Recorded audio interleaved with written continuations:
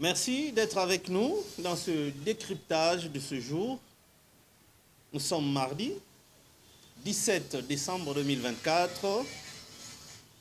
Que beaucoup de sujets d'information au regard de la situation qui se passe à l'est de la République démocratique du Congo. À partir du 2 janvier 2025, nous attaquerons tous les mercenaires blancs dans notre zone d'occupation. Venait de déclarer le général Muhoozi Kainerugaba. C'est le fils de Museveni qui dirige les armées chez eux en Ouganda. Donc, il dit, selon lui, que dans leur zone d'occupation, à partir du 2 janvier 2025, ils devraient vider tous les mercenaires blancs qui se retrouveraient dans cette zone-là. Une situation face à la... comment on peut prendre, nous, en tant que Congolais, cette situation? Est-ce pour l'intérêt de la RDC? Est-ce véritablement en faveur de la sécurité ou ce sont des intérêts qui leur sont propres? Parce qu'on ne sait pas de quel mercenaire blanc le fils de Museveni, général de son État et chef des armées ougandaises, de quel mercenaire blanc il parle. Donc c'est un dossier qui demanderait que la RDC, nous en tant que Congolais, nous puissions véritablement prendre en compte pour éviter que nous revivions encore ce qui s'était passé entre les deux armées rwandaises et ougandaises à Kisangani, dont les affres jusqu'à aujourd'hui ainsi que les victimes existent encore et dont les réparations ne sont pas à la hauteur des dégâts causés parce qu'il y a eu des pertes en vies humaines. La vie humaine n'a pas de prix. Donc tout ce qu'on peut donner en termes de réparation ne va pas combler les vides causées en termes de perte de vies humaines. Donc c'est un dossier que le gouvernement congolais doit scruter véritablement à fond pour comprendre les enjeux et la cible aux yeux de l'armée ougandaise. Parce qu'il s'agit de la zone sous opération de l'armée ougandaise. Toujours dans ce chapitre-là, on a assisté à l'annulation de la rencontre Félix Tshisekedi Kagame. Pour les uns, ont cru à une fuite ou à une faiblesse de l'ennemi qui n'est pas venu répondre à cette rencontre. Mais alors que quand on va en profondeur, on se rend compte que Paul Kagame continue à jouer à un sale jeu. Donc, il prouve que lui n'a pas besoin de la paix à l'Est, car c'est cette insécurité-là qui lui est favorable, qui lui permet de continuer à exploiter illégalement. Parce que dès qu'on a la paix, il sera absolument contraint de repartir, de quitter la zone.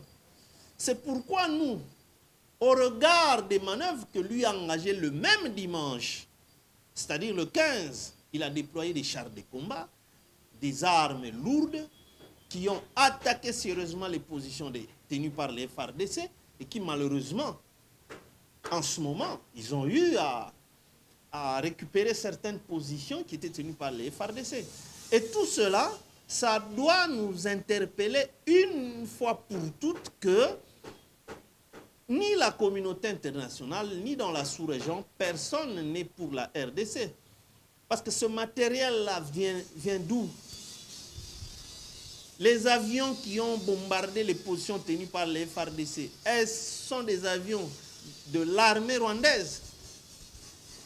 En rappel, la France avait stationné ses avions au Rwanda en prélude au motif d'appuyer les opérations que cette armée rwandaise mène dans le nord de la République mozambicaine. Et à l'occasion, ils les ont utilisés. Donc nous, on n'a plus besoin de chercher à s'adresser à la communauté internationale au motif que nous prenons à témoin que voilà l'ennemi de la paix, celui-là. Non, eux, ils savent tout ce qui se passe. Alors, c'est pourquoi on doit essayer de comprendre les mercenaires blancs auxquels le fils de Museveni fait allusion. Ils sont d'où? Ils viennent d'où?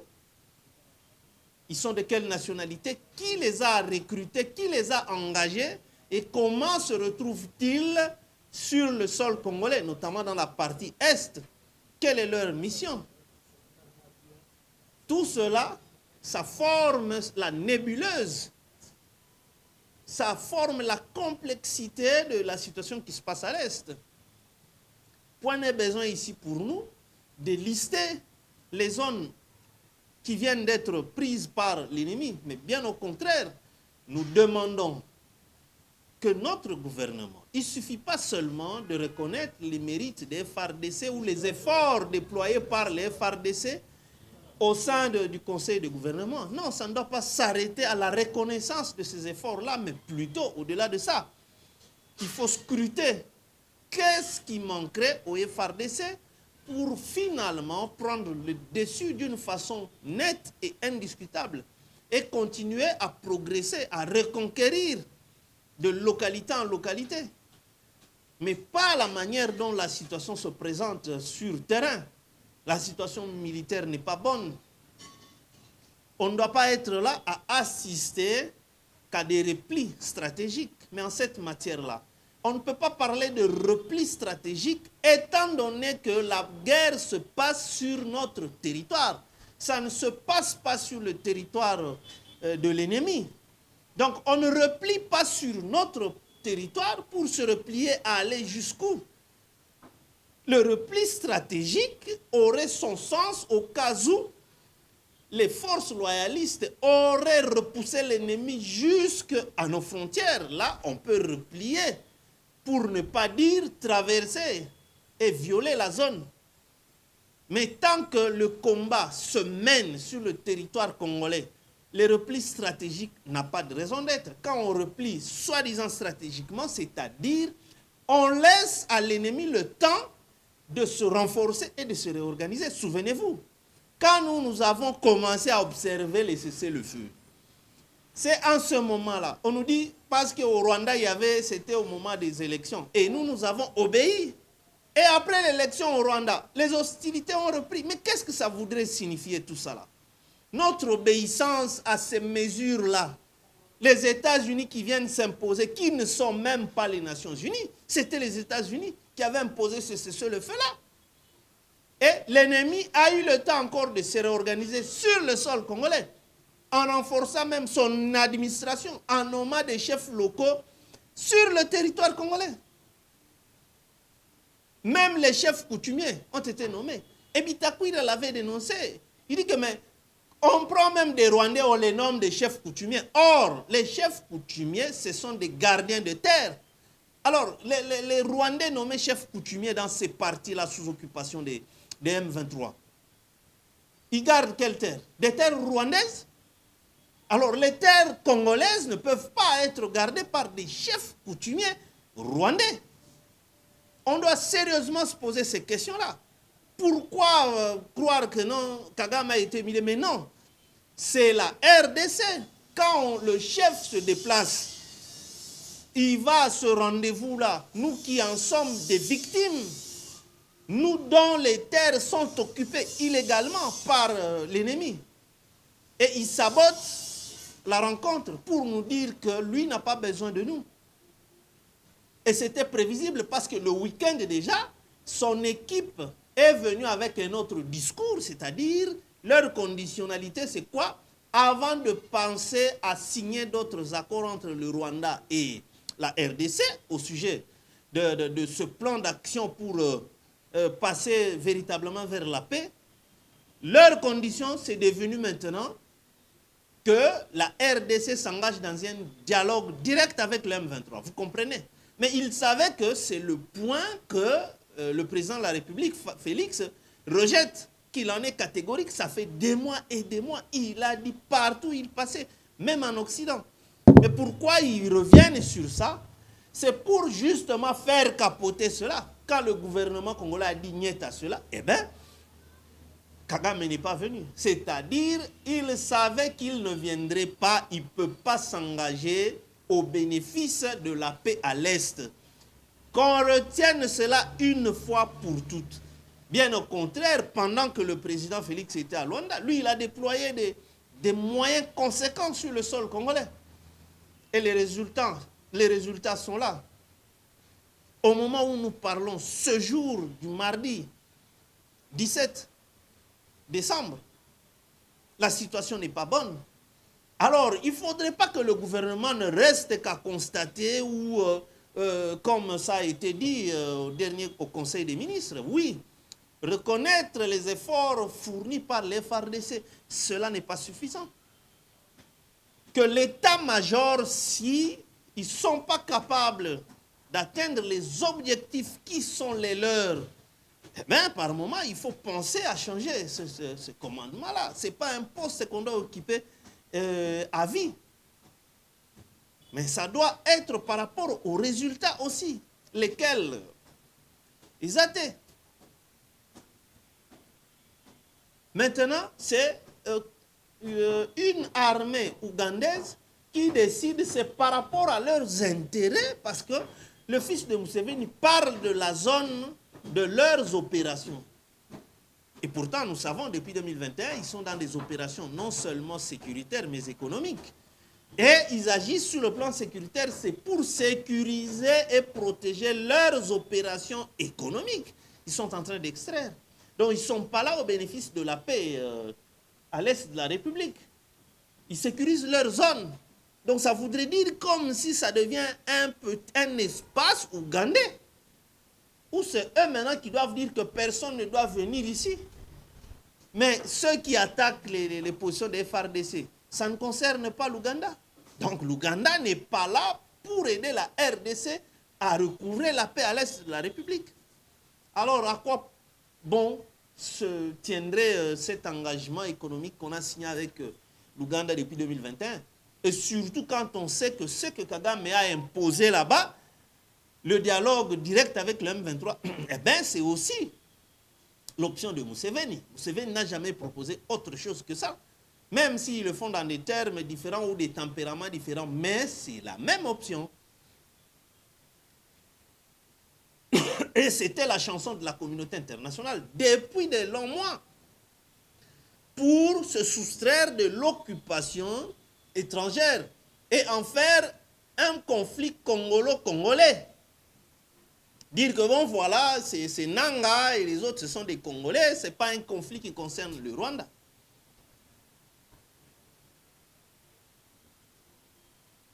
Et maintenant dans tout ça là, ça voudrait dire que ce qui se passe à l'Est demande à la République démocratique du Congo, au gouvernement, de disponibiliser suffisamment de moyens financiers à mettre à la disposition des FARDC, à acheter suffisamment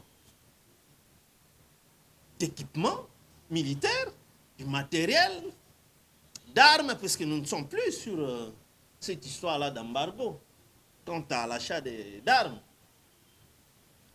Et maintenant, dans ce chapitre-là, le président de la République, nous pensons que dans des moments pareils, il a besoin de l'appui du gouvernement.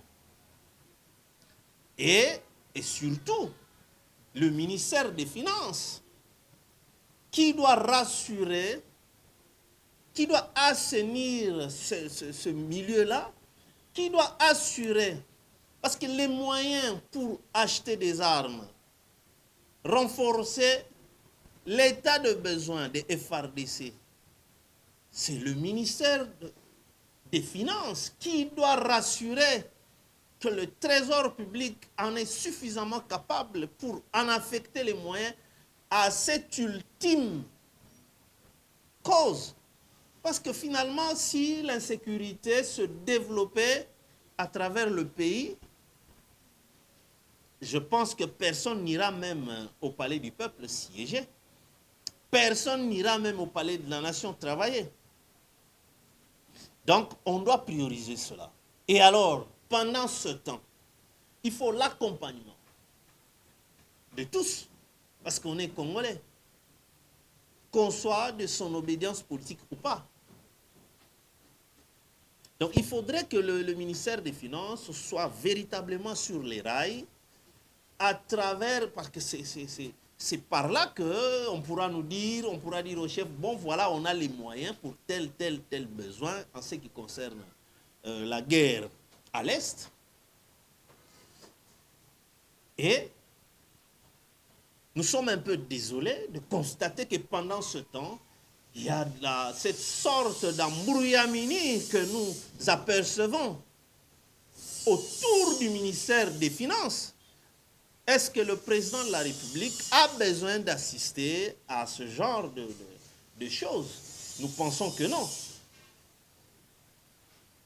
Nous préférons, nous souhaitons que tout ce qui se trame ça et là ne soit que des bruits sans fondement. C'est-à-dire cette guerre imaginable, nous l'avions dit autrefois, est inutile entre le ministre des Finances, qui est le responsable, le chef, le tutelle même, qui est au-dessus des régies financières. Et que nous souhaitons qu'il y ait une franche collaboration hiérarchisée entre les régies financières ainsi que le patron des finances publiques en RDC, en l'occurrence le ministre Doudou Fwamba. Mais ce dernier temps, et à qui d'ailleurs nous ici, nous dirons de tout faire pour ne pas se retrouver dans ce qui vous est accusé, à tort ou à raison, on n'en sait rien.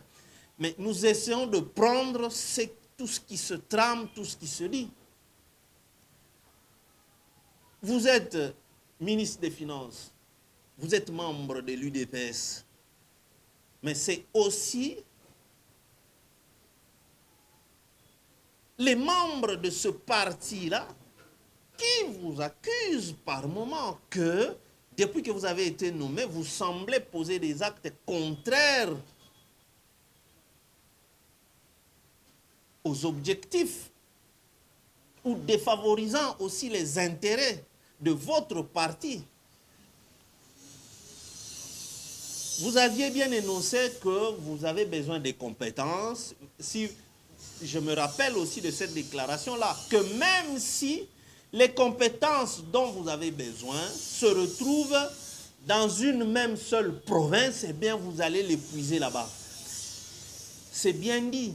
Mais dans le contexte politique actuel, eh bien ça va vous créer trop d'ennuis, comme c'en est déjà le cas, où l'on vous soupçonne de n'aller prendre que les anciens de la Kabylie pour les placer à la tête des régies financières. Que vous seriez déterminé à faire partir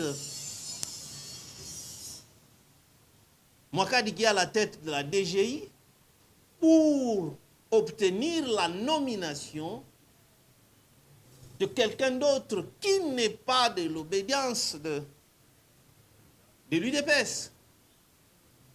Votre parti, le parti qui vous a nommé aux fonctions de ministre des Finances,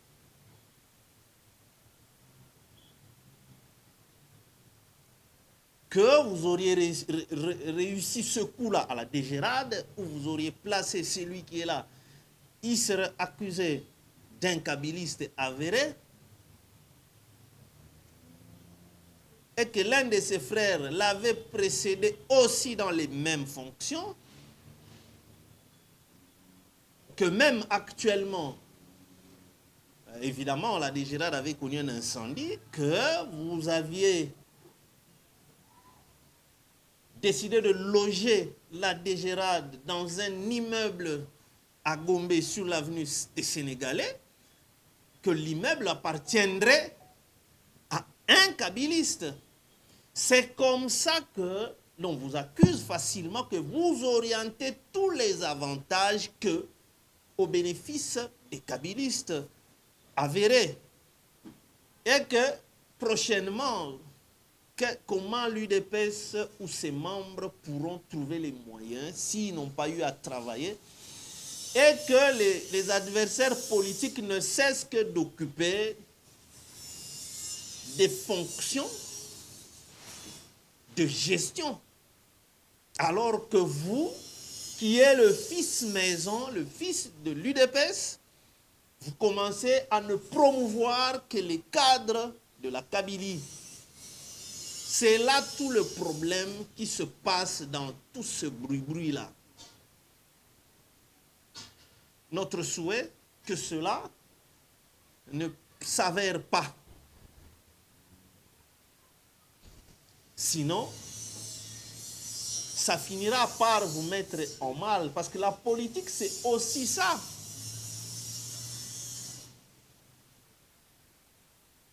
Quand votre parti n'aura pas les moyens de sa politique par le fait qu'ils n'ont pas des cadres qui auront occupé sous le règne de l'UDPS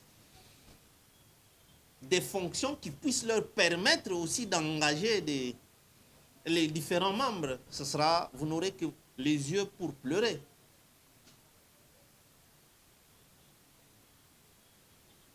Donc nous pensons que dans votre philosophie, de chercher les compétences à placer dans les régies financières, ce qui est tout à fait une bonne chose. Mais vous en avez déjà une compétence à la tête de la DGI, dont les résultats font montre. Et alors, nous pensons que c'est une guerre inutile, d'ailleurs imaginaire, et que nous la trouvons sans objet. Donc que les uns et les autres puissent s'apaiser, ne pas continuer à alimenter tout cela, parce que le président de la République n'en a pas, surtout, il n'en a pas besoin. Mais nous pensons que tout mandataire qui fait preuve de capacité managériale, eh bien, il est tout à fait normal qu'il y ait une certaine opinion grandissante autour de son exercice à ce fauteuil-là. Tout le monde ici, personne ne peut dire le contraire, que les résultats de Barnabé Mouakadi, depuis qu'il a la tête de la DGI, sont tout à fait escomptés, sont des résultats probants, convaincants, au-dessus même des attentes, sinon des assignations en termes appropriés. Donc nous pensons que ce serait inutile que le ministre Fwamba, que nous reconnaissons être aussi un homme intelligent, puisse s'engager sur une telle voie, même si on l'accuse, on le soupçonne, de vouloir à tout prix faire passer un des directeurs de la DGI, qui serait en province orientale, dont le nom circule d'ailleurs partout, ce n'est plus un secret, un certain Barouani. Et nous pensons qu'il y a toujours de la place pour toutes les compétences. Il y a toujours de la place. C'est question d'avoir une lucidité et l'honnêteté intellectuelle, de voir que, bon, ce monsieur, il travaille encore bien, il n'y a pas de raison de l'évacuer là. Et surtout que un DG n'est pas concurrent du ministre, sinon ce serait une absurdité.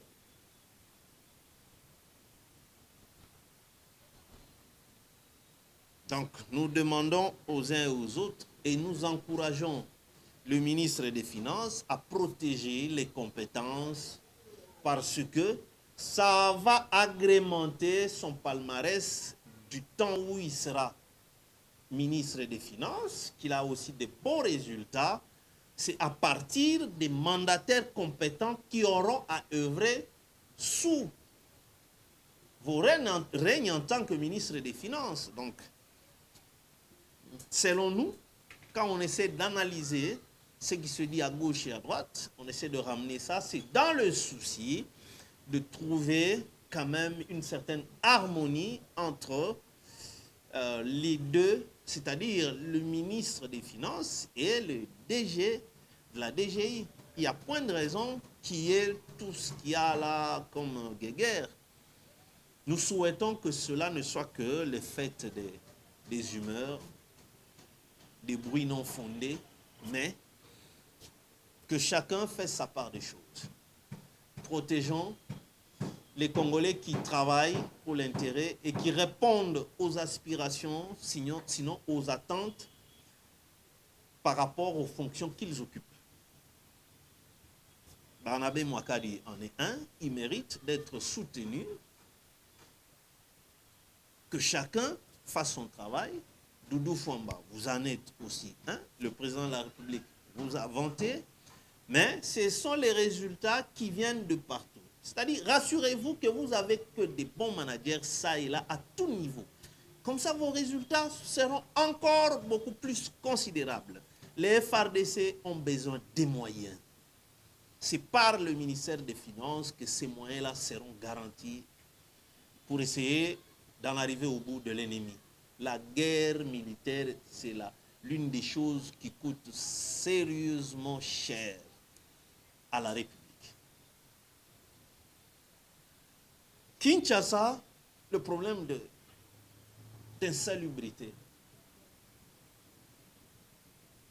D'abord, il faut comprendre que la surpopulation de Kinshasa est à la base de tout cela. C'est-à-dire la production des déchets plus la population, la démographie ici à Kinshasa se développe, plus la production de déchets au quotidien, le volume ne fera que augmenter. C'est là qu'il y a un sérieux problème. Et d'une part, c'est un problème qui serait résolu, c'est-à-dire tout le mouvement du pays vers Kinshasa est causé par le fait qu'à l'intérieur, il n'y a pas d'infrastructure, pas de courant, pas d'eau. C'est comme ça que tout le monde converge vers la capitale. Mais quand ils sont ici, ils passent nuit où? Beaucoup dorment sur leur moto. Sortez très tôt au niveau de la place commerciale ici à Limité, 7e. Vous en serez surpris. Même à Matongé, sortez à 5h ou 4h30. Vous allez trouver des gens qui dorment sur leur moto. En grand nombre, 200, 300 personnes sur la moto. Parce qu'ils pensaient que c'était facile ici. Pour trouver un logement à Kinshasa, c'est autre chose. Il y a des conditionnalités qui sont tout à fait différentes avec ce qui se passe à l'intérieur du pays. Même le coût du logement ici à Kinshasa, c'est trop élevé. Ne serait-ce que la loi sur la garantie locative, le gouvernorat de Kinshasa, depuis qu'ils avaient pris cette décision-là de rabattre le taux à 3 mois, mais les bailleurs continuent à imposer que 10 mois. Maintenant, la province n'est pas en mesure de faire suivi pour l'application stricte de cette mesure-là. Ça fait office de loi, non? Les lois, ce n'est pas seulement ce qui a été légiféré au niveau du Parlement et promulgué par le président de la République. Quand un gouverneur de province prend une décision, il agit par arrêté provincial. Mais ça fait office de loi. Et l'applicabilité, il n'y a personne qui s'en charge. Les services d'habitat, ils sont au courant de tout cela. Aucune applicabilité, pas de suivi. C'est de même, le gouverneur fixe le montant de transport, mais les chauffeurs et leurs receveurs, ils imposent les prix comme ils le veulent. Et à tout moment, le matin, vous venez, vous payez 1000 francs pour une course donnée. Les après-midi, quand vous commencez à revenir, la même course, vous payez 2000 francs, voire 3000 parce qu'ils imposent même les demi-terrains. Et puis, vous payez, on vous dit, bon, on va continuer, ça sous 1000 francs. On ne maîtrise pas la structure des prix parce qu'il n'y a pas de suivi. C'est comme ça que maintenant, à l'intérieur, les populations se sentent abandonnées par l'État. Tout le monde converge à Kinshasa. Les gouverneurs des provinces ne cessent de se lamenter qu'il n'y a pas de rétrocession. Alors, comment les provinces vont se développer? Sur base de quoi? Et grâce à quoi? À quels moyens?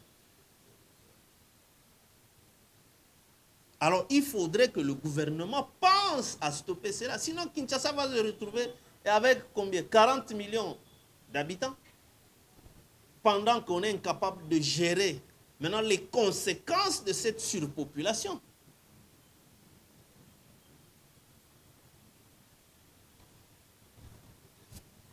Nous pensons que il doit y avoir une politique précise au niveau de la ville de Kinshasa. Même la situation des embouteillages, il y a beaucoup d'avenues secondaires, mais qui sont dans quel état?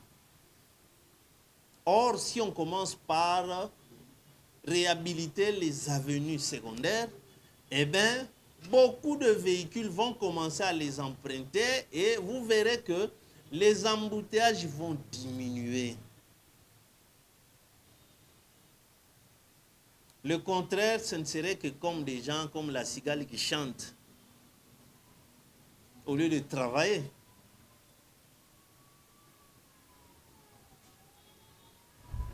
On va terminer par la note, le sujet de la Constitution. Quant à nous, nous l'avions déjà annoncé,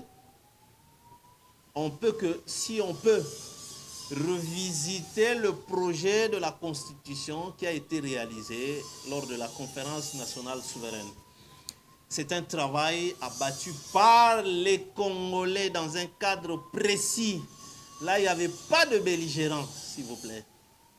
Donc c'est le meilleur, d'ailleurs c'est le tout premier texte qui fera l'objet d'une constitution purement rédigée, conçue par les Congolais. Parce qu'à la conférence, on n'a pas subi de dictat. Voilà, ça n'est fini pour aujourd'hui. On se retrouve au prochain numéro. Que Dieu bénisse la RDC.